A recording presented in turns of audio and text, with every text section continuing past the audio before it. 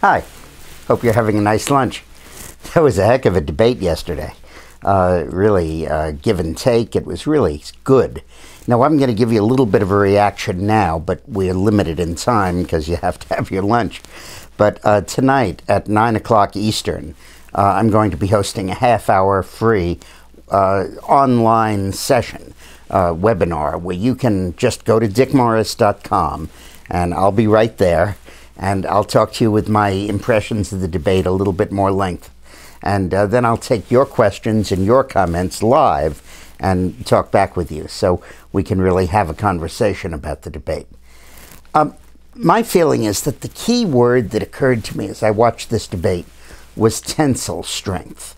In other words, what is the ability to bend and to handle a debate and to handle negatives and handle attacks and make attacks? What is not just their positioning, not their ability, but their ability to handle themselves? Because that, after all, is absolutely key with a candidate. Can they bend but not break? And I was very impressed with how Mitt Romney and Michele Bachmann showed great tensile strength. They both got harsh attacks. Romney a little bit from Pawlenty and a lot from the panel. Bachmann, Pawlenty was just piling on as much as he could. And both Bachmann and Romney showed a capacity to handle the attacks with humor in Romney's case, without getting strident in Michele Bachmann's case. They both showed a real capacity to rise above those attacks. I thought Romney in particular was very good when people challenged him on things like the job creation record of some of his companies that he worked with or other issues. And he really was able to give an intellectual defense that I thought was superb. He went deeper into the issue, he explained it, and he got rid of the attack. And he did it with humor and with grace and with dignity. I thought Bachmann, any woman candidate, has a real problem in not looking shrill, being able to attack without seeming to be vindictive, being able to defend without seeming to be defensive, and she just handled that all brilliantly. She was calm, she was unflappable, she answered positively, she gave strong, definitive positions. I thought she just did great. I thought that the other candidate that really distinguished himself was Rick Santorum. Originally, they didn't pay much attention to him, but his answers became really good. And when he mixed it up with Ron Paul, boy, I think he's shown. I mean, Ron Paul is a total flake.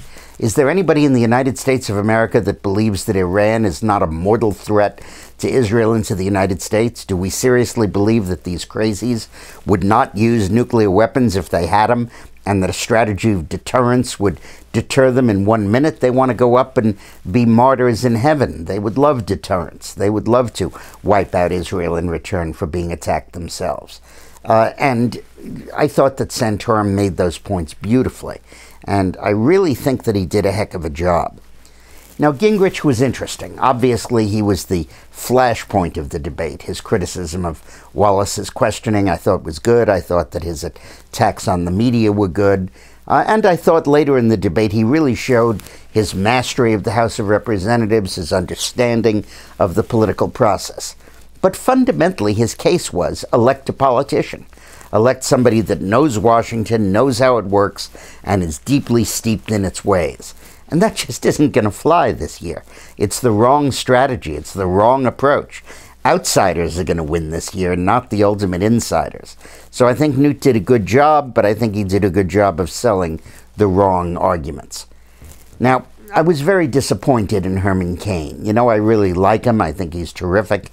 I loved the way he was in the interviews. And there were 2 or 3 questions where I thought he was great. But basically, he didn't really distinguish himself. He didn't really show a totally different perspective. And on a couple of key things, he really stumbled. I mean, to say I didn't know anything about Afghanistan then, but I've learned a lot now, those are not the kind of answers that give you confidence in a president. The gap between Bachmann and Cain, which originally didn't exist, they were tied, now I think has become a yawning gap. I thought Pawlenty destroyed himself on the rocks of Michele Bachmann. I thought that when he went after her, he absolutely blunted his beak, and I think Bachmann emerged as clearly the winner in that exchange. Huntsman is in the wrong party. He should be running in the Democratic Party. He showed himself completely to be a liberal and really the odd guy out. And Ron Paul. I mean, the Iran comment was ridiculous.